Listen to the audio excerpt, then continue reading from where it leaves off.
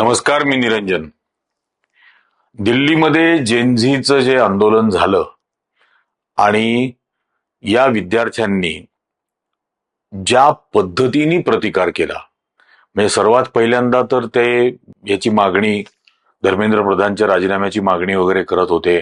त्यांच्या त्यांच्या पद्धतीने ते त्यांच्या भाषेमध्ये स्लोगन्स लिहित होते, त्यांच्या भाषेत मीम्स करत होते. आणि याकडे भाजपच्या आयटी सेलला याच्या विरोधामध्ये काहीच उत्तर नव्हतं. पहिल्यांदा त्यांनी थोडंसं हिंदू मुस्लिम वगैरे करण्याचा प्रयत्न केला, उमर खालिदच्या नावाने हे करतायत वगैरे असं, पण ते काही टिकलं नाही त्या सगळ्या आंदोलनामध्ये. ते आंदोलन झाल्यानंतर, म्हणजे सुरू झाल्यानंतर, ज्या वेळेला 21-20 तारखेला या विद्यार्थ्यांवरती बेछूट अत्यंत अमानुष असा हल्ला केला सीआरपीएफ आणि दिल्ली पोलिसांच्या तर्फे, म्हणजे या मुलांना लाठ्या, काठ्या, छर्रे, त्याच्यानंतर अश्रुधूर हे सगळं मारलं जात होतं. तर त्या दरम्यान 22 विद्यार्थ्यांनी देशभरामध्ये आत्महत्या केल्या होत्या. या सगळ्याबद्दल नरेंद्र मोदींनी एकदाही थोबाड उघडलं नाही. एकदाही त्यांच्या मनातली संवेदना या मृत विद्यार्थ्यांच्या प्रती किंवा ज्यांचं नुकसान झालेलं आहे या नीटच्या पेपर लीकमुळे कधीही व्यक्त केली नाही, कधीही नाही. त्यांनी पहिल्यांदा नेहमीप्रमाणे ते एक प्रकार केला की आम्ही आता नवीन कायदा करणार आहे वगैरे वगैरे. 2024ला पण कायदा केला होता, 2026ला कायदा केला. आता 2026च्या कायद्यात काय म्हटलं? 3 वर्षाची शिक्षा 5 वर्षाची असेल, 5 वर्षाची शिक्षा 7 वर्षाची असेल. म्हणजे पेपर लीक होणारच. फक्त आधी 3 वर्ष होती शिक्षा, ती आता 5 वर्ष होईल, किंवा आधी 5 वर्ष होती ती आता 7 वर्ष होईल. पेपर लीक थांबवण्यासाठी म्हणून काय कायदा? काहीच नाही या सगळ्यात. आणि म्हणजे विद्यार्थ्यांचं जे फ्रस्ट्रेशन आहे, जे नैराश्य आलेलं आहे, त्यांच्या पालकांना जे नैराश्य आलंय, ज्या ट्रॉमामधून ती सगळी मुलं जात होती, त्याच्यावरती काहीच सोल्युशन नाही, त्याच्यावरती काहीही उत्तर शासनाकडे नाही. ना ते बोलले, ना तसं त्यांच्या मंजूर केलेल्या कायद्यामध्ये मांडलं. आणि मग हे सगळं झाल्यानंतर पहिल्यांदा मी जसं नेहमी म्हणायचो की या जेनझीनी त्यांच्या भाषेमध्ये त्यांच्या पद्धतीने उत्तर दिलं, संघर्ष केला, मार खाल्ला. त्याच्यानंतर परत येऊन पुन्हा त्यांनी आंदोलन केलं. अक्षरशः हातात प्लास्टर, पायात प्लास्टर, अशा अवस्थेत, फुटलेलं डोकं, त्याच्यावर बँडेज, तरी पण ती मुलं पुन्हा दुसऱ्या दिवशी तिथं आंदोलनाला हजर झाली. आता हे सगळं झाल्यानंतर पहिल्यांदा नरेंद्र मोदीच्या सरकारला माघार घेऊन धर्मेंद्र प्रधानचा राजीनामा घ्यावा लागला. धर्मेंद्र प्रधानचा राजीनामा का घ्यावा लागला?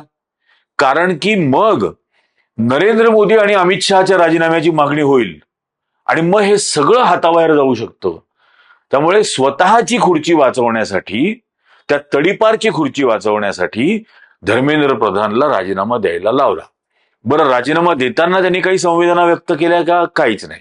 2 पानी हिंदी मधल्या पत्रामध्ये मेरी टांग ऊपर, माझीच पाय वरती, अशाच पद्धतीने तो राजीनामा दिला की मी काय करू इच्छित होतो, मला काय करायचं होतं वगैरे. अरे तू काय केलं बाबा, याच्यासाठी राजीनामा मागितलाय.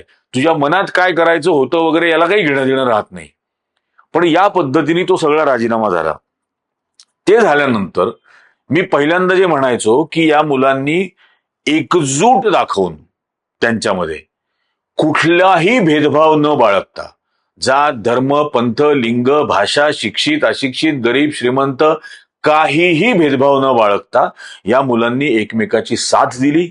एकजूटपणाने त्यांनी सरकारी अत्याचाराचा प्रतिकार केला. पण नंतर ज्या वेळेला इंडिव्हिज्युअल पातळीवरती, व्यक्तिगत पातळीवरती ब्रुटॅलिटी, क्रूरपणा सरकारी व्यवस्थेचा आणि सत्ताधारी पक्षाचा हा सुरू होतो, त्यावेळेला ते कसं याला सामोरं जातात हे पाहण्यासारखं असेल. आणि मग पहिल्यांदा या आंदोलक मुलामुलींनी कशी शिवीगाळ केली, पंतप्रधानांना कशी शिवीगाळ केली वगैरे वगैरे. ही काय भाषा आहे का? हे आपले संस्कार आहेत का?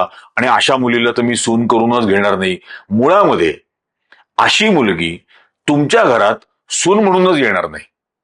तीच तुम्हाला सासू म्हणून नाकारेल, तीच तुझ्या पोराला जावई म्हणून नाकारेल. की इतका अंधभक्त कुटुंबामध्ये त्या आंदोलन करणाऱ्या मुली येणारच नाहीत. तिथंच पहिला फुली मारली जाईल. भक्त आहे म्हटल्याबरोबर फुली. आणि मग ही सगळी संस्कारांची भाषा वगैरे हा प्रकार सुरू झाला. बरं, त्या झाल्यानंतर नरेंद्र मोदींनी पहिल्यांदा, तुम्ही तोपर्यंत ते रील करत नव्हते, त्याच्यानंतर ते रात्री, मध्यरात्री 12:30 वाजता, 1:30 वाजता, 2 वाजता हे रील करायला लागले रोजचे. म्हणजे या पंतप्रधानाला काही काम आहे की नाही? जगातल्या कुठल्या देशाचा पंतप्रधान रात्री उठून रील बनवत असतो मध्यरात्री? ते पहिल्यांदा एक घाणेरड्या अँगलमध्ये तो लावला फोन आणि मग त्याच्यावरती रेकॉर्ड केलं. बरं, त्याच्यावरती रेकॉर्ड केल्यानंतर मुलांनी त्याच्यावरती कॉमेंट केल्या की सर, कॅमेराचा अँगल चुकीचा आहे, नाकातले केस दिसत आहेत आणि इतके मोठमोठे पॉजेस चालत नाहीत, टेलिप्रॉम्प्टर दिसतोय तुमच्या चष्म्यामध्ये. हे सगळं त्या मुलांनी कॉमेंट करायला लागले. त्याच्यानंतर त्यांनी त्याचा अँगल सुधारला आणि त्याच्याबद्दल प्रियंका गांधी संसदेत बोलल्या की कॅमेऱ्याचा अँगल नाही, या संपूर्ण विद्यार्थ्यांच्या प्रश्नाकडे बघण्याचा दृष्टिकोनाचा अँगल बदला. आणि मग हे रील फ्रँड्स करून ते जे काय बडबड केली मोठमोठे पॉजेस घेऊन, आत्ता त्यांनी आणखीन एक रील केली. बरं, त्याच्यामध्ये सुद्धा मेरी टांग ऊपर, म्हणजे स्वतःला किंचितही लाज नाही या पंतप्रधानाला. अत्यंत निर्लज्जपणाने या 22 आत्महत्या केलेल्या मुलांसाठी एकही संवेदना व्यक्त केली नाही एकदाही. म्हणजे अदरवाईज कंगना रनौतला शिंका आली तर लगेच ट्विट करतात, पण या मुलांनी जीव दिला. 18-19 वर्षाची मुलं त्यांचा प्राण देत आहेत. काय त्यांचं नैराश्य असेल, काय त्यांच्या कुटुंबाची आजची अवस्था असेल. म्हणजे घरातला मुलगा ज्याच्यावरती त्या कुटुंबाचं संपूर्ण लक्ष आणि भविष्य केंद्रित केलेलं असतं, तोच जातो. काय त्या आईवडिलांची, भावा बहिणींची अवस्था असेल. पण त्याबद्दल किंचितही संवेदनशीलता न दाखवता एकही दिवस या माणसाने कॉमेंट केली नाही. या रील्समध्ये सुद्धा एकदाही कॉमेंट केली नाही त्यांच्या या प्राणहानीबद्दल. हे जे लाखो विद्यार्थी, 22 लाख विद्यार्थी देशभरामधले परीक्षांना बसतात, त्यांचे जे लाखो करोड रुपये त्या पालकांचे वाया गेले, त्याबद्दल हा माणूस काय बोलला का? काही बोलला नाही, काहीच नाही.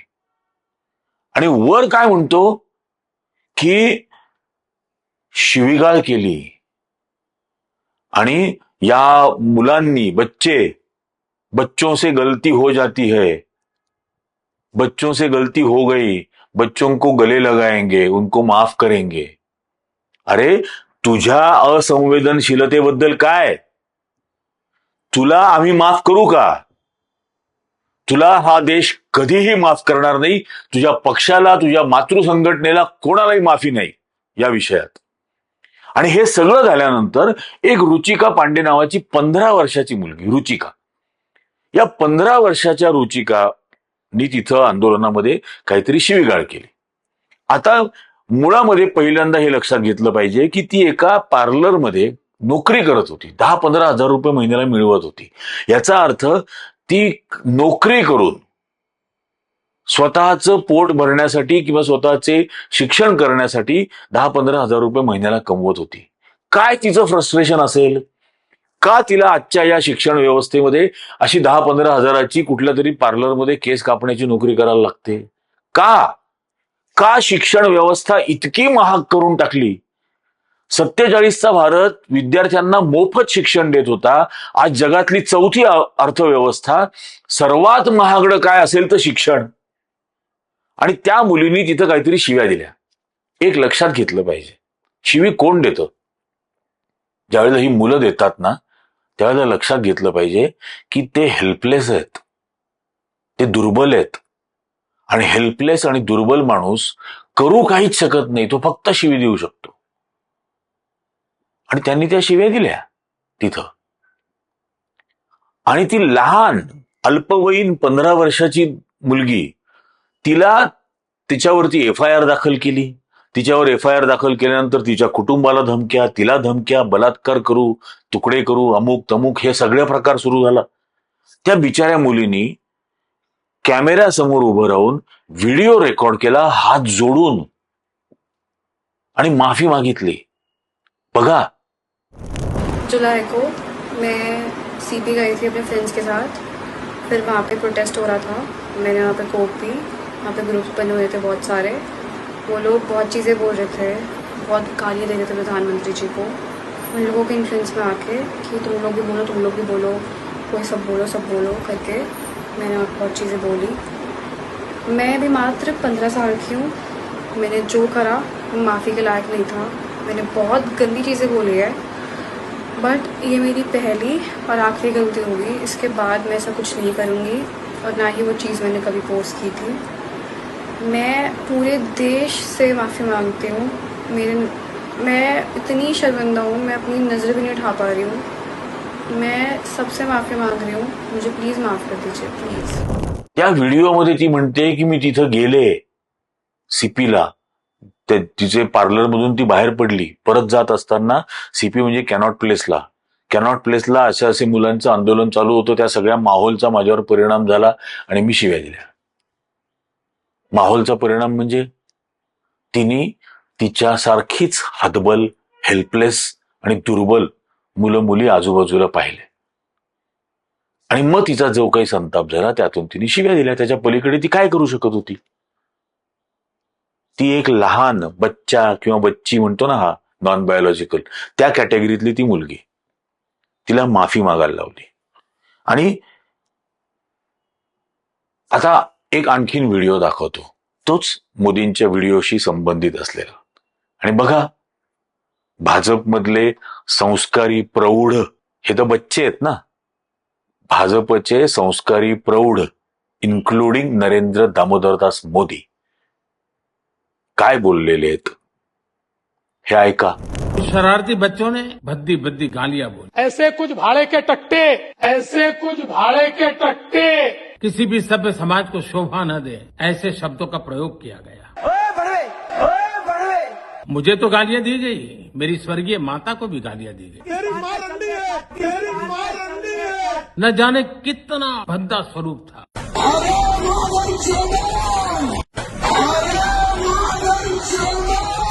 एक कल्चरल शॉक है. क्या करते चूतियापन्ने का. लेकिन मैं आज बात करना चाहता हूं. हमारे गरीब देश में ये 50 करोड़ की गर्लफ्रेंड ये कांग्रेस की कौन सी विधवा थी जिसके खाते में रुपया जाता था? दीदी, आदरणीय दीदी, ओ दीदी, ओ दीदी. आता एक पोस्टर दाखवतो. मी ते काल पहिल्यांदा पाहिलं तर अक्षरशः अंगावर काटा आला की इतक्या क्रूर पद्धतीने कसं काय मुलींना धमक्या. म्हणजे आपण पुराणांमधल्या कथा वाचल्यात, महाभारत वाचलंय, रामायण वाचलंय, त्याच्यामध्ये राक्षस होते. या राक्षसांनी सुद्धा कधी बलात्काराच्या धमक्या दिलेल्या नाहीत किंवा बलात्कार केल्याची एकही गोष्ट या पुराणांमध्ये नाही. आणि इथे या मुलीला धमक्या दिल्या जातात. ते इंग्लिशमध्ये आहे, मी मुद्दाम मराठीत सांगतो. बघा पूर्ण ते, की आम्ही तुझ्यावर बलात्कार करू, मी तुझ्या पोटात सुरा भोसकेन, त्यानंतर तुझी काय सेन्सिटिव्ह अवयव, स्तन तुझी कापून टाकेन, त्यानंतर मी तुला मिठी मारेन, कारण मला तुझ्या शरीरातून प्राण निघून जात असताना फील करायचंय. जिचा खून करतोय, जिच्यावर बलात्कार केलाय, ती प्राण सोडत असताना मी तुला मिठी मारेन, कारण तुझा प्राण निघून जात असताना मला फील करायचंय. हे त्या धमकीत तिला म्हटलंय. आणि मग तुझे तुकडे करून कुत्र्यांना खाऊ घालेन. ही भाषा संस्कारी आहे. आणि ही जी कॉम्रेड गोपिका आहे, स्टुडंट्स फेडरेशन ऑफ इंडियाची विद्यार्थिनी, हिने तर काही शिवीगाळ नाही केली. हिलाही अशा पद्धतीच्या धमक्या. हे भयानक आहे. आणि म्हणून माझं या जेनझीच्या सर्व मुलांना हे सांगणं आहे की अजिबात घाबरू नका. याच्यावरती भारतीय जनता पक्ष असेल, अभाविपा असेल, बजरंग दल असेल किंवा आणखीन कोणी असतील, हे जे काही तुम्हाला धमक्या देत आहेत याला किंचितही घाबरू नका. हे लक्षात ठेवा. तुम्हाला ज्या चोऱ्या सांगितल्या जातात ना, नेहरूंनी हे केलं, गांधींनी हे केलं, इंदिरा गांधींनी अमुक केलं, तुम्ही या भारतीय जनता पक्षाच्या 2014 साली सरकार आलं, आज 12 वर्ष झालेली आहेत. आज तुम्ही 18 वर्षाचे आहात. 6 वर्षाचे असताना 2014 साली तुम्हाला कळतही नव्हतं राजकारण. त्यामुळे तुमची संपूर्ण वाढ ही IT सेल भाजपचा ज्या वेळेला या देशावरती माध्यमांवरती वर्चस्व गाजवत होता, या देशामध्ये प्रचंड हिंसा आणि द्वेष पसरवत होता, त्या काळात तुम्ही लहानाचे मोठे झालेला आहात. त्यामुळे तुम्हाला काहीच घेणं देणं नाही गांधींनी काय केलं, नेहरूंनी काय केलं, इंदिरा गांधींनी काय केलं. त्यांनी जे केलं ते किती योग्य होतं हे आम्ही सांगू, समर्थ आहोत ते सांगायला. पण तुमची वाढच पूर्ण, पालन पोषणच पूर्ण यांच्या सत्तेच्या काळात झालेलं आहे. आणि तरीही तुमच्यामध्ये तुम्ही कुठल्याही प्रकारचा द्वेष जन्माला येऊ दिलेला नाही. मी असं म्हणतो की तुम्ही प्रेमाचा अँटीडोट आधीच घेतलेला होता, म्हणून हे द्वेषाचं विष तुमच्यात आलंच नाही. ज्या पद्धतीने तुम्ही मुलं मुली पूर्णतः अनोळखी मुला मुलींचा जीव वाचवायला धावत होतात, त्यांना मारू नये म्हणून धावत होतात, कोणी मारत असेल तर पोलिसांच्या समोर हात जोडून राष्ट्रगीत म्हणत होतात, तुम्ही तुमच्या पद्धतीने या आंदोलनाला सामोरे जात होतात, या मारहाणीला सामोरं जात होतात, एकमेकाला जपत होतात, एकमेकाच्या जखमा पुसत होतात, एकमेकाला पाणी पाजत होतात, तिथून बाहेर उचलून घेऊन जात होतात. तुमच्यामध्ये हा द्वेष आलेला नाही. कितीही भारतीय जनता पक्षाने प्रयत्न केले, RSSनी प्रयत्न केले, तरीही तुम्ही तुमच्यामध्ये हे जात, धर्म, पंथ, लिंग, भाषा असला कुठलाही द्वेष तुमच्यात तुम्ही जन्मालाच येऊ दिलेला नाही. आणि हे तुमचं सर्वात मोठं यश आहे. आणि एक्झॅक्टली हे तुमचं यशच भारतीय जनता पक्ष आणि RSSला बोचतंय की अरे आम्ही इतके 1000 कोटी खर्च केले तुमच्यामध्ये द्वेष जन्माला घालण्यासाठी, आणि तो आला कसा नाही. तुम्ही का एकमेकाची नफरत करत नाही आहात. हे बोचतंय म्हणून जाणीवपूर्वक अशा पद्धतीच्या गोष्टी सुरू केलेल्या आहेत की ही काय भाषा आहे का, संस्कारी भाषा आहे का, वगैरे वगैरे. आणि हा राजीनामा, धर्मेंद्र प्रधानचा राजीनामा द्यायला लागणं हा अनेक अर्थांनी नरेंद्र मोदीच्या सरकारचा पराभव आहे. कारण याचा अर्थ काय होतो की या पेपर फुटीची उत्तरदायित्व ठरवलं गेलं. पेपर फुटीचं उत्तरदायित्व ठरवून धर्मेंद्र प्रधानला राजीनामा द्यायला लावला, हा त्याचा अर्थ आहे. आणि मग देशभर रस्त्यांवरती जे पडलेले खड्डे आहेत, जे पूल पडतायत, 3rd क्लास क्वालिटीचे बनवलेले रस्ते, याच्यासाठी तुम्ही उद्या गडकरीचा राजीनामा मागाल. पेट्रोलियम मिनिस्टर हरदीप पुरी यांनी पेट्रोलमध्ये भेसळ केली इथेनॉलची, आणि हे भेसळ केल्यामुळे गाड्या खराब होत आहेत, गाड्या बंद पडतायत, गाड्या मालकांचं नुकसान होतंय, 2 व्हीलरवाल्यांचं नुकसान होतंय. उद्या तुम्ही याची जबाबदारी निश्चित करायला सांगाल, मग काय करायचं.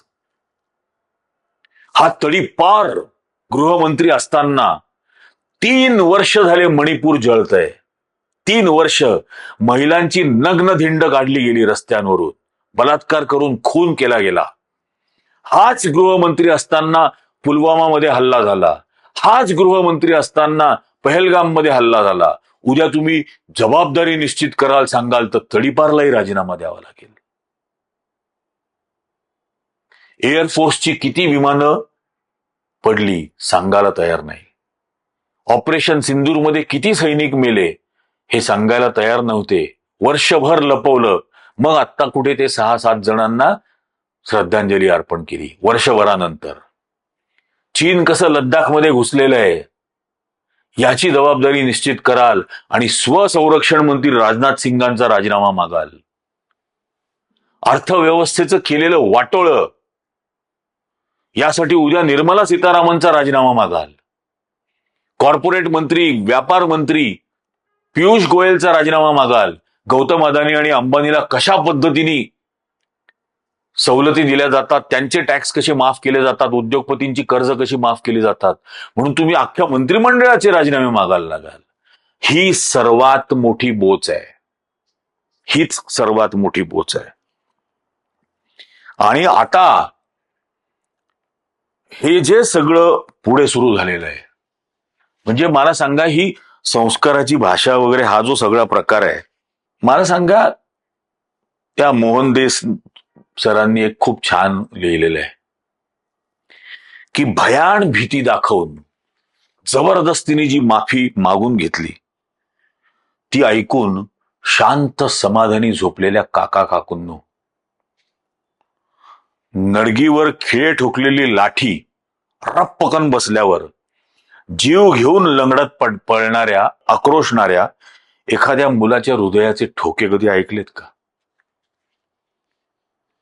महाराष्ट्राच्या AISFचा अध्यक्ष वैभव याला अशी खिळे ठोकलेली काठी त्याच्या पार्श्वभागावरती लागली, 2 वेळेला लागली. आज हे मारहाण झाल्यानंतर 10 दिवसानंतर त्याच्या पायाचं संपूर्ण पाठीमागून रक्त गोठलंय. त्याला उभं राहता येत नाही, त्याला बसता येत नाही, त्याला चालता येत नाही, त्याला झोपता येत नाही. पाठीवर त्याच्या वेदनांचं काय ते कधी ऐकलंय? ती जी मुलगी, ज्या मुलीला पाठीमागून 2 मांड्यांमधून एक लाठी खुपसून मारलं जात होतं, तो कोणी दिल्ली पोलीसचा जवान नव्हता. त्याला नेमप्लेट नव्हती, बॅज नव्हता, काहीच नव्हतं. तो पायाच्या 2 मांड्यांमधून पाठीमागून झालेला काठीचा वार जिवंत असल्याने प्राण डोळ्यामध्ये आणून ओरडणाऱ्या मुलीचा रक्त ठिबक घसा कधी बघितलाय? काकू, पाहून ऐकून आपलं हृदय, काळीज आणि जीव द्रवण्यासाठी स्वतःला ओलांडावं लागतं. आपल्या दुसऱ्याच्या मुलाबाळांबद्दल थोडी माया जगवावी लागते. आणि असं केल्याने डोळ्यात जो विद्रोह जमू पाहतो त्याचं भय बाळगू नका. आणि म्हणून माझं तुम्हाला जेनझीच्या, जेन अल्फाच्या सर्वांना हे सांगणं आहे, सर्वांना, की अजिबात घाबरू नका, बिलकुल घाबरू नका, निर्भीड बना. हे धमक्या मला पण खूप येतात, हल्ले झालेत, सगळे काही प्रकार झालेले आहेत, पण यांना पुरून उरता येतं.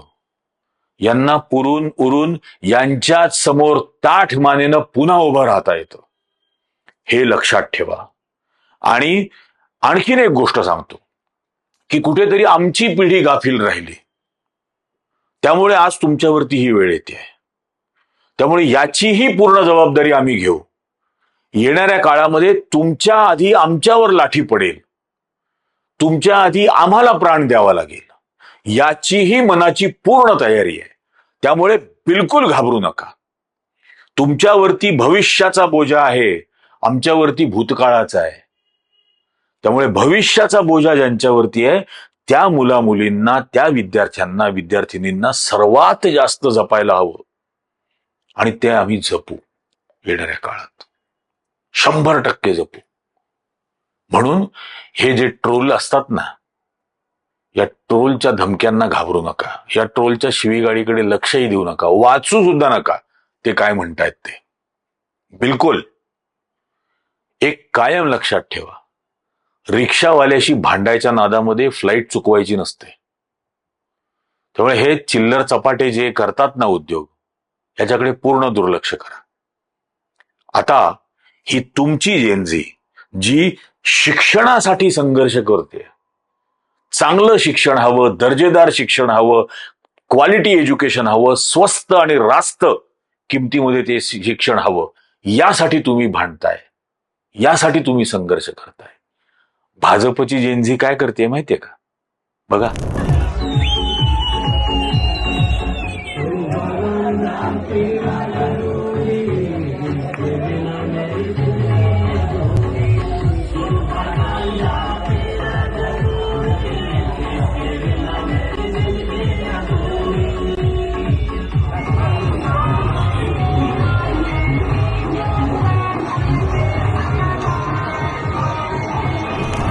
हे कावड यात्रेमध्ये नंगानाच करतायत, गांजा ओढतायत. ही भाजपची जेनझी आहे. आणि तुमची जेनझी दिल्लीमध्ये, राजधानीमध्ये, देशातल्या कानाकोपऱ्यात ठाम उभी आहे तुमच्या हक्कांसाठी, तुमच्या अधिकारांसाठी. आम्ही 100% तुमच्या पाठीशी आहोत. आता या संस्कारी भाषा बोलणाऱ्यांना मला काही चित्र दाखवायची आहेत. भाजपचे मित्र, हा बोलतो ना रील बनवताना, फ्रेंड्स, नीट इंग्लिश सुद्धा बोलता येत नाही, टेलिप्रॉम्प्टर शिवाय रील बनवू शकत नाही. याचा हा पहिला फोटो. स्वतः नॉन बायोलॉजिकल पंतप्रधान त्याच्या स्टेजवरती आहे. या प्रज्वल रेवण्णाच्या लॅपटॉपमध्ये 3000 पेक्षा जास्त व्हिडिओ मिळाले त्यांनी केलेल्या लैंगिक शोषणाचे. आणि त्याच्या प्रचार सभेमध्ये हा नॉन बायोलॉजिकल प्राणी असं बोलतोय, प्रज्वल रेवण्णाला मत म्हणजे मला मत. 3000 बायकांचं लैंगिक शोषण केलेला माणूस. दुसरा फोटो बघा. आसाराम बापू, अल्पवयीन मुलींचं लैंगिक शोषण. त्याच्यासाठी आता पेडोफाईलला शिक्षा झालेली आहे, तुरुंगात आहे. हा यांचा मित्र. नंतर तिसरा फोटो पुन्हा नॉन बायोलॉजिकल प्राण्याबरोबर. कुणाल पांडे, भारतीय जनता पक्षाच्या IT सेलचा कन्व्हिनर. बनारस हिंदू युनिव्हर्सिटी, यांनी आता भारतरत्न जाहीर केलं होतं ना, मदन मोहन मालवीय, त्यांनी स्थापन केलेलं बनारस हिंदू युनिव्हर्सिटी मधल्या 20 वर्षाच्या बीटेक करणाऱ्या मुलीवरती यांनी बलात्कार केला. कुणाल पांडे. हा दुसरा दिवटा. त्याच्यानंतरचा सक्षम पटेल, त्याच BHU मध्ये हा IT सेलचा को कन्व्हिनर भाजपचा. त्याच मुलीवरती, त्याच बनारस हिंदू युनिव्हर्सिटीमध्ये याच कुणाल पांडेच्या बरोबर यांनीही बलात्कार केला. आणि नुसतं केलं नाही, व्हिडिओ पण रेकॉर्ड केले यांच्या बलात्कारांचे. हे राक्षसांनी सुद्धा कधी पुराणांमध्ये केलेलं नाही. नंतर हा मुनिरत्न नायडू, यांनी भाजपच्याच बाईवरती बलात्कार केला, गँगरेप केला. नुसता गँगरेप नाही केला, त्याच्यानंतर तिच्यामध्ये एक अत्यंत घातक असा व्हायरस इंजेक्ट केला. मुनिरत्न नायडू, काय रत्न आहे. हा यांचा मित्र. कुलदीप सेंगर, भारतीय जनता पक्षाचा उत्तर प्रदेश मधला आमदार, एका मुलीवर बलात्कार केला. तिची तक्रार नोंदवून घेत नाही म्हणून वडील पोलीस स्टेशनला गेले. वडिलांचा पोलीस स्टेशनमध्येच मृत्यू झाला. त्यांना लॉकअप मध्ये घेऊन टाकलं. मग तिच्या आई आणि मावशीवरती ट्रक घातला आणि त्यांची हत्या केली.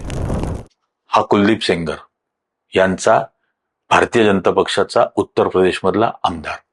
आता जन्मठेपेची शिक्षा आहे.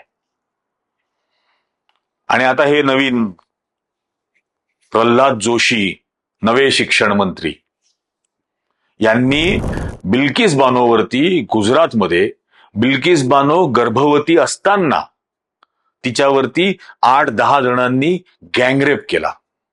गँगरेप करत असताना उरलेले एक जण बलात्कार करत असताना उरलेले घरातल्यांची हत्या करत होते. 5-7 जणांना मारून टाकलं. त्यातल्या एकाने हिच्या 2.5 वर्षाच्या मुलीला बलात्कार करत असताना शेजारी 2.5 वर्षाच्या मुलीला डोकं फरशीवर आपटून आपटून मारून टाकलं. हैवानाच्या पलीकडे आहेत हे. आणि त्यांना सुप्रीम कोर्टाने शिक्षा दिली जन्मठेपेची. त्या जन्मठेपेची शिक्षा दिलेल्या आरोपींना अमित शहा तडीपारच्या गृह खात्यांनी परवानगी देऊन 15 ऑगस्ट 2022ला ज्यावेळेला देशाच्या स्वातंत्र्याला 75 वर्ष पूर्ण झाली त्या दिवशी यांची सुटका केली, यांची शिक्षा माफ करून. आणि त्यांचं स्वागत केलं. विश्व हिंदू परिषदेने पेढे बिडे वाटले, सत्कार केला, जसे काही हे स्वातंत्र्य सैनिक हरामखोर. आणि त्यांना त्यांची शिक्षा माफ करण्याचं हा नवा शिक्षण मंत्री समर्थन करत होता. कल्पनाच करा फक्त की काय काय होऊ शकतं या देशात. जगात असं उदाहरण सापडणार नाही, अख्ख्या जगात. त्याच्यानंतर हे एप्स्टेन पुरी किंवा हरदीप पुरी हे त्या एप्स्टाईनचे मित्र, जो त्याच्या बेटावरती अनेक अल्पवयीन मुलींना आणायचा, त्यांचं लैंगिक शोषण करायचा, मुलांना, लहान लहान मुलांना आणून त्यांचं लैंगिक शोषण करायचा, त्यासाठी मोठमोठ्या व्हीव्हीआयपी लोकांच्या पार्ट्या ठेवायचा, त्यांच्यासाठी मुलं प्रोव्हाइड करायचा. त्यातले काही जण या मुलींना मारून त्यांचं मांस खायचे, कॅनिबॅलिझम. हेही राक्षसांनी कधी केलेलं नाही. त्या एप्स्टाईनचा हा हरदीप पुरी मित्र आणि हा हरदीप पुरी नरेंद्र मोदीच्या मंत्रिमंडळात. नरेंद्र मोदींनी त्यांच्या कारकिर्दीत 2 मंत्र्यांना वाढदिवसाच्या शुभेच्छा दिल्या. एक हरदीप पुरीला दिली आणि दुसरी हा धर्मेंद्र प्रधान. हे नरेंद्र मोदींचे मित्र. हे मुद्दाम संस्कारी भाजपवाल्यांना सांगतोय. आणि एप्स्टाईन आणि मोदी, स्वतः एप्स्टाईननीच सांगितलं, लिहून ठेवलं ना, की मोदी त्याचा सल्ला घ्यायचे, अनिल अंबानीच्या मार्फत कॉन्टॅक्ट करायचे. अनिल अंबानी एप्स्टाईनकडे ब्लॉन्ड केसाची, लांब पायाची मुलगी मला पाहिजे असं डिमांड करायचा. तो अनिल अंबानी पण मोदींचा मित्र, हा एप्स्टाईन पण यांचा मित्र. एप्स्टाईनच्या सल्ल्यानी नरेंद्र मोदी इस्रायलला गेले आणि एप्स्टाईन त्याबद्दल असं म्हणतो की ही सॅंग अँड डान्स्ड, नाचले आणि गायले एप्स्टाईनच्या सांगण्यावरून नेत्यानाहूच्या समोर. आणि बाकी त्यांचे 2 मित्र तर जगप्रसिद्ध आहेत, अदानी आणि अंबानी. त्यांच्यासाठी अख्खा देश विकायला काढलाय. आणि तो अदानी आता स्मार्ट मीटरच्या मार्फत तुमच्या सर्वांच्या घरात घुसलाय. आणि प्रत्येक घर हे लुबाडलं जातंय, ओरबाडलं जातंय या देशात. त्यामुळे भारतीय जनता पक्षाने संस्कारी भाषा वगैरे हे थोतांड करूच नाहीये, लायकीच नाहीये त्यांची हे सगळं बोलण्याची. हा भारत यापूर्वीच्या एकाही पंतप्रधानाने, एकाही नेत्याने विरोधी पक्षाच्या नेत्यांबद्दल 55 करोड की गर्लफ्रेंड, काँग्रेस की विधवा, जर्सी गाय किंवा विरोधी पक्ष नेत्याबद्दल हायब्रिड बच्चा असे उल्लेख केलेले नाहीत. मायावतींबद्दल यांच्याच पक्षाची लोक बोलली होती वेश्येपेक्षा वाईट म्हणून. हे मुद्दाम सांगायची वेळ आहे. आणि त्यावेळेला या सो कॉल्ड संस्कारी भक्तांना काही वाटलं नव्हतं. त्यावेळेला ते एन्जॉय करत होते. सोनिया गांधींना जेव्हा बार गर्ल म्हटलं जायचं तेव्हा टिनपाट अवकातीचा, चहाच्या टपरीवरची सुद्धा उधारी चुकवू शकत नाही अशा लायकीचा भारतीय जनता पक्षाचा कार्यकर्ता हा सोनिया गांधींबद्दल अपशब्द बोलायचा.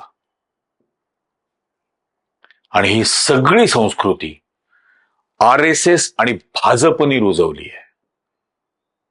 आता त्याची फळं तुम्हाला मिळत आहेत तुमच्याच भाषेत, आणि त्याला तुम्ही काहीच करू शकणार नाही. कारण तुमच्या भाषेत जर तुम्हाला ते उत्तर देत असतील तर त्या जेनझीच्या पाठीमागे मिलेनियल्स पण उभे राहतील, जनरेशन X पण उभी राहील, आणि माझ्या आधीच्या जनरेशन पण उभे राहतील. हे 100%. तुम्हाला काय वाटतं हे सगळं बघितल्यावर हे खाली कमेंट करून नक्की सांगा. तुमच्या आजूबाजूला या जनरेशन मधली जी मुलं असतील, ज्या मुली असतील, जेनझी असतील, जेन अल्फा असतील, त्यांना पूर्ण समर्थन द्या. त्यांना रोखू नका.